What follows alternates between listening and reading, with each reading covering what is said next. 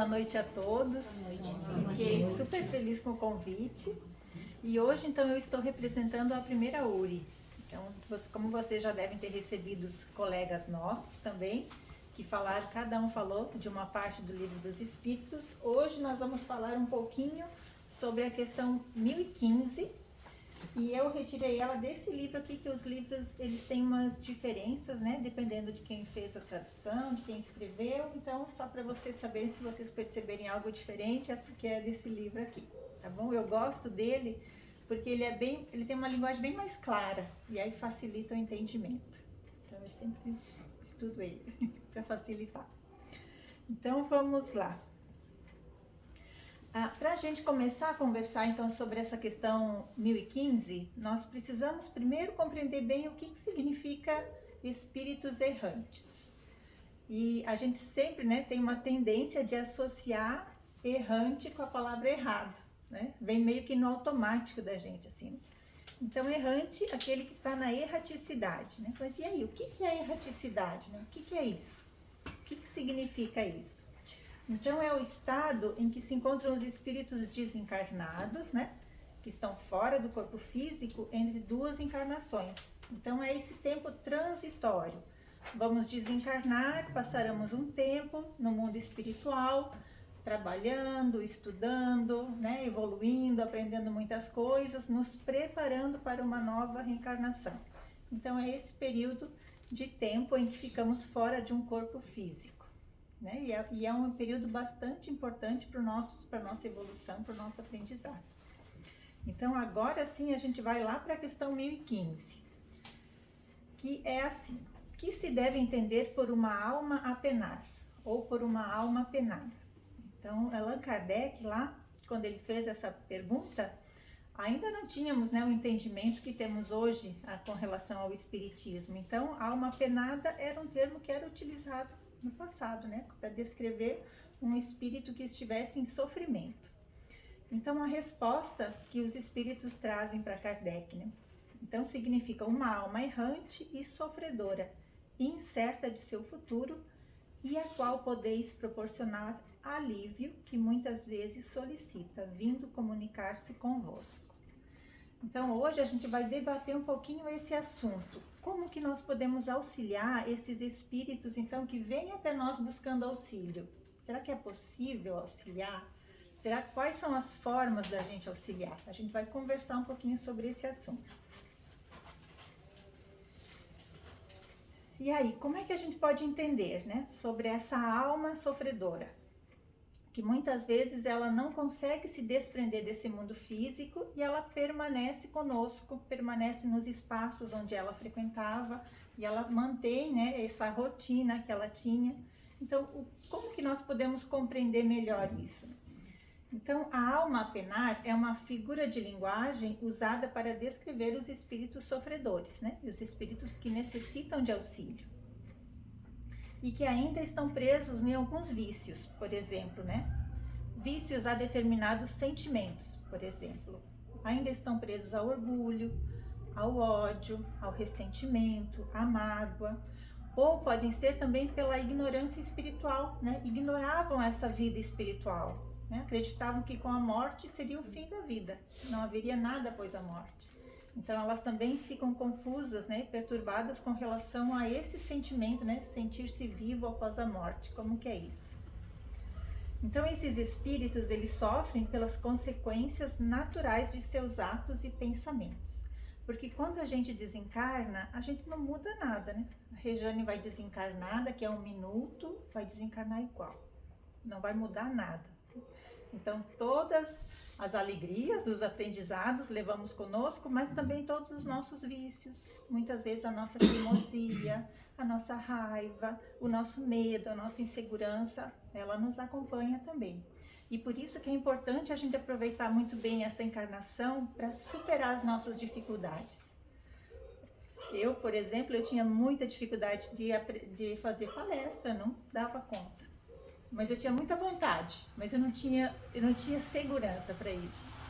E aí a única forma da gente vencer essas inseguranças é a gente se colocar à prova. Ok, então vamos lá.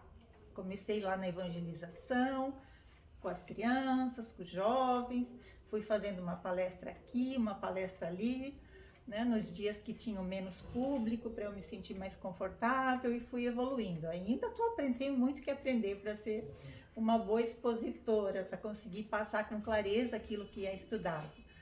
Mas é dessa forma que a gente vai vencendo as nossas dificuldades. Se a gente tem dificuldade em algo e a gente fala assim, não, isso eu não quero, não vou fazer. Então a gente está atrasando o nosso desenvolvimento. A gente precisa então sair desses vícios, né? É isso que essa nossa reencarnação, ela é para isso, ela é muito preciosa, se nós conseguirmos aproveitar. E a gente pode observar, assim, que muitas vezes vem um convite exatamente para aquilo que a gente precisa vencer. E aí a gente precisa de coragem para aceitar o convite, que muitas vezes é o nosso mentor espiritual que está dizendo, ó, fala para a Rejane fazer tal coisa, né? Fala para você fazer tal coisa, fala para ela, né? Porque é aquilo que já está meio engatilhado no nosso planejamento para que a gente vença as nossas dificuldades. E também nós podemos refletir que não há penas eternas. Então, embora a gente passe por momentos de sofrimento, embora os espíritos passem por esse momento então de sofrimento após o desencarne, ele é proporcional à necessidade de aprendizado. Então, aquilo que nós não conseguimos desenvolver pela nossa boa vontade, pelo nosso otimismo, pela nossa força, pela coragem, nós iremos desenvolver pelo sofrimento, que também é um caminho de evolução. A gente consegue aprender muito quando a gente se vê numa situação difícil, né? A gente consegue encontrar forças e encontrar saídas para vencer os obstáculos, mas muitas vezes a gente precisa, de determinados momentos, passar por um sofrimento, porque a gente não deu conta de vencer isso de outra forma. Então, uma pergunta para vocês agora. Por que o espírito permanece sofrendo após o desencarne? O que será que acontece? Então, nós temos como principal causa o apego à matéria. Então, eu fiquei pensando durante a palestra, assim, que quando a gente fala em apego à matéria, a gente logo pensa, né, aquela pessoa que é muito apegada à casa, aos bens materiais, ao dinheiro, ao trabalho. Mas aí eu fiquei pensando, e como é que é a gente pensar numa mãe que desencarna e deixa crianças pequenas? Será que é um desencarne fácil? Então isso faz com que a gente consiga refletir, se colocar um pouco no lugar daquele espírito que desencarna num sofrimento muito grande, né? Embora que ela tenha todo o desprendimento, o conhecimento da vida espiritual, sempre vai ter algo ali prendendo ela, né? Ela buscando cuidar dessas crianças. Então, eu até tinha colocado uma foto para a gente pensar um pouco nisso, assim, que não é uma coisa tranquila, não é algo tranquilo. Então, algumas coisas podem ser tranquilas para o nosso desapego, mas nem todas, né? Algumas a gente pode não estar percebendo, mas podemos estar muito apegados a algo que possa ser difícil ao nosso desencarne, nos separarmos, né? Deixarmos aqui no planeta Terra. Outra questão que pode gerar também sofrimento ao desencarnado pode ser a culpa ou o remorso. Então, o espírito que desencarna sentindo uma culpa muito grande, sentindo um remorso muito grande, né? Sentindo que não devia ter feito aquilo, eu devia ter me corrigido, devia ter pedido perdão antes de desencarnar. Para vocês pensarem, né, para nós pensarmos como é importante a gente se preparar para o desencarne. Quantos de nós conseguem conversar com a família sobre isso? Né? Conseguem pensar como seria o desencarne dos filhos? Como pode ser quando minha esposa desencarnar? Se meu marido desencarnar? Então, isso muitas vezes pode parecer que é um pensamento negativo, mas quando a gente se prepara para a morte, a gente se prepara para a vida. Né? Quando pensamos no nosso desencarne, quando conversamos com os familiares a respeito do desencarne, nós estamos nos preparando para a vida. Então, são formas da gente também ir elaborando isso e conseguir passar por essa situação de uma maneira mais tranquila. A pessoa que desencarna com um desejo muito grande de vingança ou ódio, também ela fica presa, né? Ela fica envolvida nesse sentimento de ódio e não consegue, mesmo que o auxílio chegue até ela, ela não consegue perceber, porque todo o sentimento dela é em função dessa vingança. Pessoas que desconhecem a vida espiritual, né? Então também podem passar por essa dificuldade. E a dificuldade de perdoar a si mesmo, que é aquele início ali, né, que a gente falou da culpa e do remorso. Então, as pessoas que têm dificuldade de perdoar a si mesmos, né, de se perceberem como pessoas imperfeitas e que cometem erros, e a dificuldade também de perdoar o próximo. Então, por todas as questões familiares, né, familiares e de trabalho que todos nós já ouvimos muitas vezes, né, todos nós temos casos em nossas famílias, provavelmente. Então, essas dificuldades acabam prendendo as pessoas umas às outras. Então, a pessoa desencarna, mas ela ainda passa por um momento de muito sofrimento. Mas, uma perguntinha, então. Como se manifesta esse sofrimento? Como que é isso para aquele espírito que está desencarnado e que não consegue compreender que aquilo já passou, né, que fica preso a essa ideia fixa? Então, ele tem sensações de angústia, pode sentir frio, pode sentir solidão, pode sentir medo, cansaço, e que são realidades para o espírito. Eu não sei se vocês têm experiência com reuniões mediúnicas, mas mesmo que a gente não tenha experiência, a gente pode encontrar nas obras básicas muitos exemplos, né, de comunicação dos espíritos sofredores, que eles relatam com muita veemência o quanto para eles é sofrido. E nas reuniões mediúnicas, a gente percebe também que não é um trabalho tranquilo, né? Não é um trabalho fácil você convencer aquele ser, né? Aquele espírito que ali está, de que aquilo já passou, né? De que ele está apenas revivendo uma cena que está fixo. E convencê-lo de que aquilo está diferente, de que aquilo já aconteceu há muito tempo. Então, não é um trabalho tranquilo. Exige muito, né? Muita reflexão, para conseguir tirar esse espírito dessa ideia fixa. Alguns acontecem também, ficam em locais escuros, sozinhos, vivendo o reflexo das suas vibrações. Então, tudo aquilo que nós pensamos e sentimos, nós atraímos. E ao desencarnarmos, como foi, eu acredito que há 2 palestras anteriores, que foi falado a respeito dos sentimentos, né, no mundo espiritual, quando a gente não tem mais o corpo físico, sentimos com muito mais intensidade. Então, tudo é muito mais intenso quando a gente se livra do corpo físico. Então, essas sensações, elas acabam sendo um reflexo dessas vibrações, desse pensamento, desses sentimentos. Pode ficar também repetindo mentalmente cenas de dor, de falhas, de crime.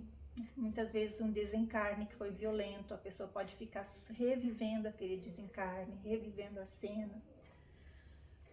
Mas o importante é a gente perceber que isso não é castigo de Deus, né? A gente precisa compreender essa ideia de que é uma consequência natural do estado íntimo do espírito.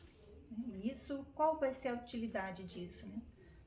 Aprimoramento, aumentar a compreensão, né? Desenvolver nele, então, essa consciência desse mundo espiritual e a consciência do quanto é importante cuidar dos pensamentos e dos sentimentos.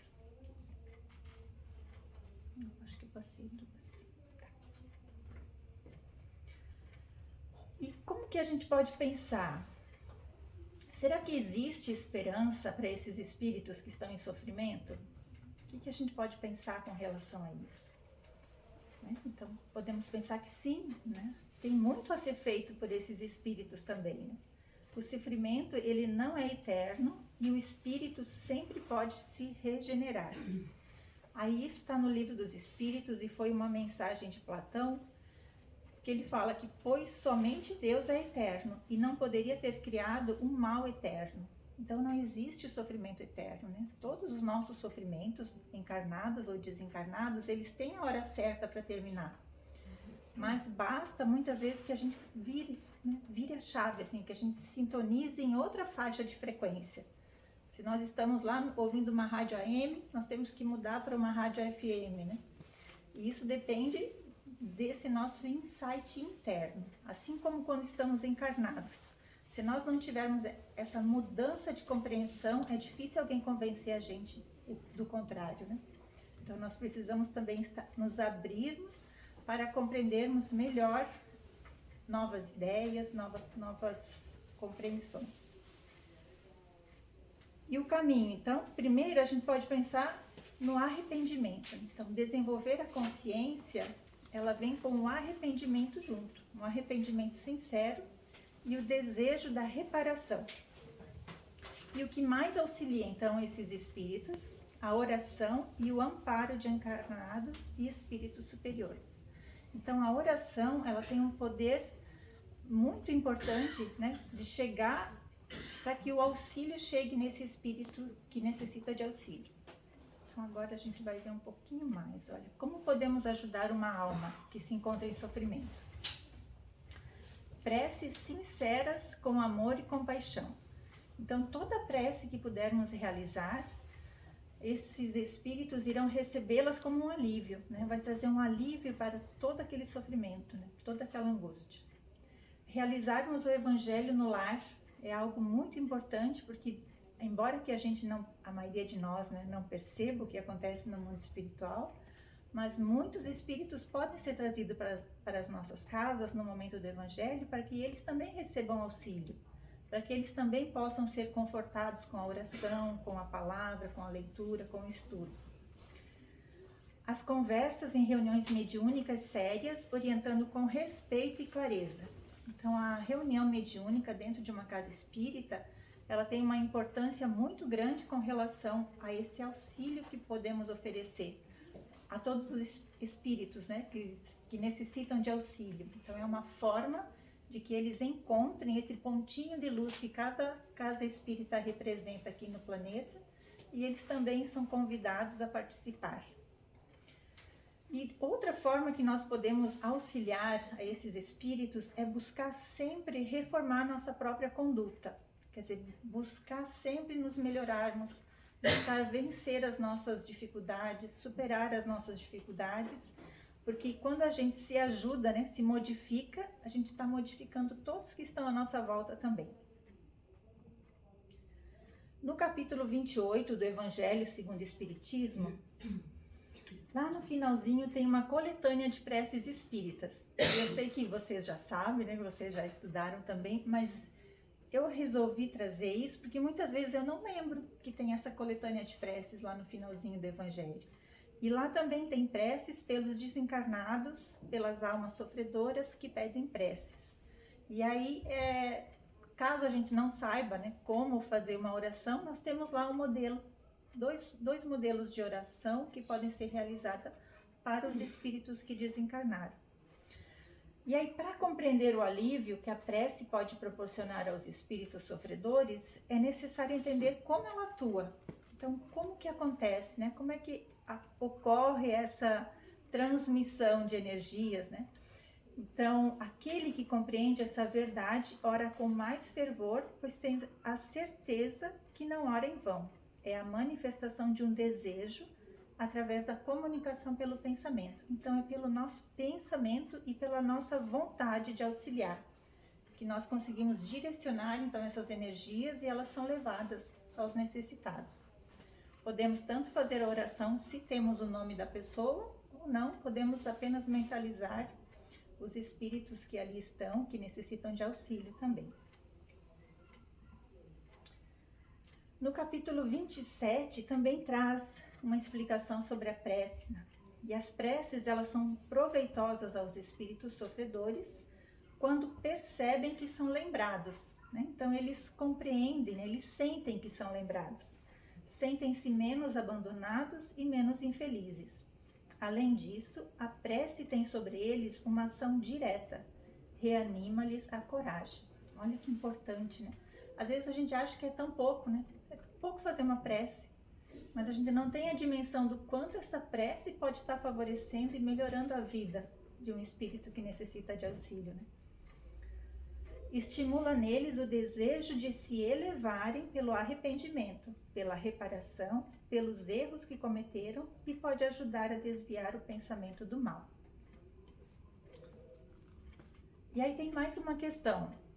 Allan Kardec, na questão 664, ele faz a pergunta aos espíritos, né? Será útil que oremos pelos mortos e pelos espíritos sofredores? E neste caso, como lhes podem as nossas preces proporcionar alívio e abreviar os sofrimentos? Têm elas o poder de abrandar a justiça de Deus?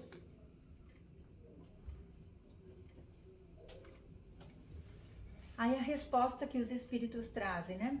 A prece não pode ter efeito de mudar os desígnios de Deus.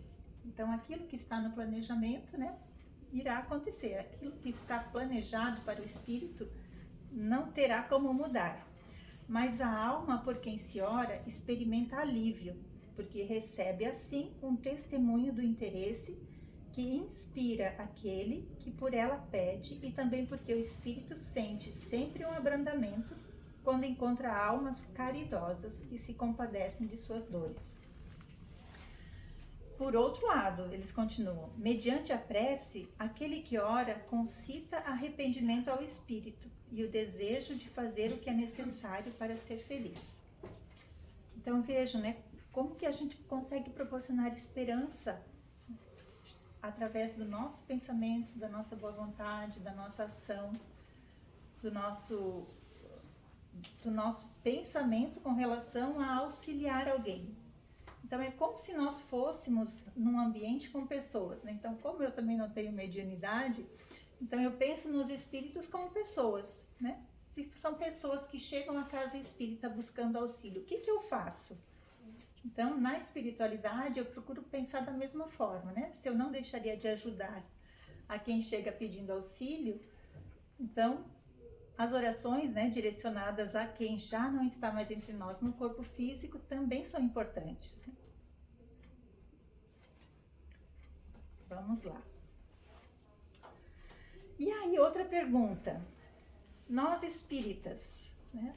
Será que a gente pode se tornar uma alma a penar? Será que nós podemos desencarnar e nos encontrarmos numa situação de sofrimento? Mesmo estudando, mesmo refletindo, mesmo tendo todo esse conhecimento, será que a gente consegue desencarnar de uma maneira tranquila? Vocês já conseguiram pensar nisso? Eu fui buscar lá no livro Céu e Inferno uma experiência da senhora Follow. É uma comunicação bem extensa, mas eu não vou ler tudo isso, tá, gente? Se acalme, são 8 páginas. Mas só para contextualizar um pouquinho, então ela era uma artista e depois de muito trabalhar, então ela era uma pessoa reconhecida, conhecia Allan Kardec, conhecia a esposa, Amélie, e depois de um certo período ela perdeu a visão. E aí ela passou por muita dificuldade com a perda da visão. E aí, após o desencarne dela, numa reunião mediúnica, então eles convidam ela, se ela tiver condições, para que ela se manifeste numa reunião. E aí eles fazem, então, várias perguntas para ela, e ela explica o que aconteceu, como foi o desencarne. E aí eu só vou ler uma frase dela, tá, gente? Não vou ler tudo, não. Então, perguntaram para ela como é que foi esse desencarne, esse desprendimento, né? Então ela diz que ela passou por certa perturbação, né? Por certa dificuldade. Mas ela disse a si mesma, és espírita, esquece a terra, prepara-te para a transformação do teu ser e vê pelo pensamento o caminho luminoso que tua alma deve seguir ao deixar seu corpo. Então, ela tendo o conhecimento da doutrina espírita, ela conseguiu ter esse momento de lucidez e refletir sobre o caminho que ela deveria seguir após o desencarne. E aí, então, assim que ela se colocou nessa posição de consciência, foi que ela percebeu que ela estava cercada por pessoas, espíritos, né, que queriam ajudá-la. Então, eu trouxe isso só para a gente pensar um pouquinho e refletir, né? Que a oração, ela vai servir para nós também, ao desencarnarmos, né? essa é a conexão, isso que vai fazer com que a gente se conecte, né? Que a gente consiga encontrar o auxílio. A prática do perdão e do bem também. Então, se nós mantivermos, né, como uma rotina nossa, a gente se auto-perdoar pelas nossas dificuldades, pelas nossas falhas, pelos nossos erros, e da gente perdoar também o nosso próximo, né? O autoconhecimento e a reforma íntima também é algo muito importante para a gente sempre colocar em prática. Ao estudarmos o Espiritismo, esse autoconhecimento ele vai acontecendo, né? A gente vai mudando. Quando a gente começa a estudar o Espiritismo, a gente percebe que as coisas que a gente fazia, a gente já não acha mais graça, a gente já não acha tão interessante fazer determinada coisa, conversar sobre determinada coisa, assistir determinado programa. Então, ao estudarmos o Espiritismo, ele vai fazendo com que a gente mude. Nós vamos mudando os nossos hábitos. Trabalhar o desapego de tudo que é transitório. O desapego quer dizer que a gente deve ficar então desleixado, não deve cuidar de mais nada? Não vou cuidar dos filhos, não vou cuidar do meu corpo, não vou cuidar da minha casa. Não, não é isso. O desapego é a gente, é claro, cuidar do nosso corpo como sendo o nosso instrumento de trabalho, né? Nós não estaríamos aqui sem o nosso corpo, nós sermos gratos a ele, cuidarmos da nossa saúde, mas não exagerarmos nesse cuidado, né? Não ficarmos assim obcecados, obsessivos cuidando do nosso corpo. Cuidarmos da nossa casa, da nossa família, mas não de forma obsessiva, não com aquele excesso de controle, né? Eu amo meus filhos, eu quero cuidar, mas muitas vezes a gente quer controlar, e aí isso não é bom. Então isso faz com que a gente desenvolva esse apego demasiado. Estudo do Evangelho e das obras espíritas, né, como já conversamos. E aí, para finalizar, conhece-se o verdadeiro espírita pela sua transformação moral. Então é isso que nós buscamos, né? Frequentarmos a casa espírita, colocarmos em prática tudo aquilo que aprendemos, o grande objetivo é a nossa transformação moral. Eu tinha mais um slide aqui, cadê ele? Aqui. Só para finalizar, então, o que fica assim para nós refletirmos, né? Finalizarmos, concluirmos dessa nossa conversa? Que o sofrimento pelo qual passamos, seja enquanto estamos encarnados ou desencarnados, ele não é castigo, mas é um aprendizado espiritual e impulsiona a gente para a mudança. Então, toda dificuldade que enfrentamos, ela nos impulsiona. Então, se a gente começa a observar as dificuldades como nossas amigas, né, que nos educam, a gente consegue mudar a nossa queixa, que muitas vezes a gente fica voltado para a queixa, né? Aquilo me aconteceu, não gostei de fazer aquilo, só aquilo acontece para mim, não, só para mim acontece aquilo. E se a gente consegue mudar essa nossa visão das nossas dificuldades e vê-las como aprendizados e oportunidades de aprendizado, oportunidades de crescimento, a gente sofre menos, a gente passa pelas dificuldades não passando, não alimentando essa queixa, e essa queixa nos é prejudicial. E lembrarmos que o amor e o amparo da espiritualidade amiga nunca nos abandona. Então esse é um ponto principal de nós mantermos sempre essa chama acesa nos nossos corações, né? Esse amor sempre nos acompanha. Nós temos o nosso mentor espiritual, que é o nosso anjo da guarda. Ele assumiu um compromisso de nos acompanhar, né? Então nós estamos sempre com ele. E ele está sempre perto da gente. Ele só se afasta quando a gente, né, deixa ele de lado, né? Quando a gente deixa de ouvir o que ele está sugerindo, quando a gente desliga, né? Muda a faixa lá para aquela rádio que não é tão legal. Então, nesses momentos, pode ser que ele se afaste, mas basta que a gente mentalize, que a gente faça uma oração, que a gente converse com ele, que o amparo, né? Esse amparo e esse amor, ele está sempre conosco. Então é isso, gente. Eu quero agradecer muito a atenção de vocês pelo convite. Espero que eu tenha conseguido auxiliá-los nesta noite, tá? Obrigada mesmo pela atenção.